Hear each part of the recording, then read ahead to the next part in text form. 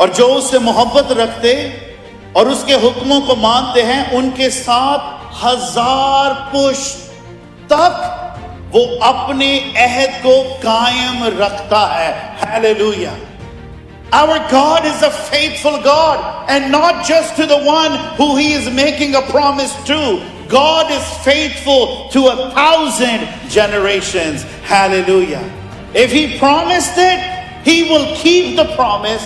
Even if a generation wanders, in His faithfulness, He will bring them back, because that is our God. Amen.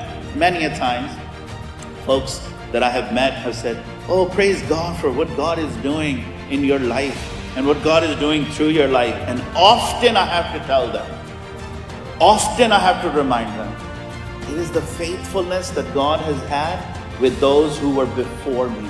मैं सिर्फ उस वफादारी का एक फल हूँ जो मेरे बाप दादा के साथ खुदावंद ने किया था. Amen. That's really what it is. Many of us who are sitting here, please know, it is because of the promise that God made to your fathers and their fathers and the fathers before them. ये उसकी वफादारी है कि हम अभी तक भस्म नहीं हुए.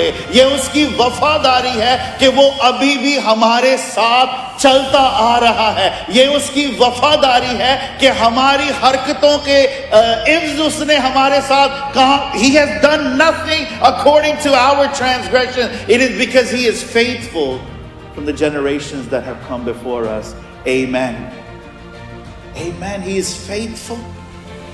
He is faithful. We can count on Him. There is no one more dependable. There is no one more reliable, trustworthy like your Heavenly Father.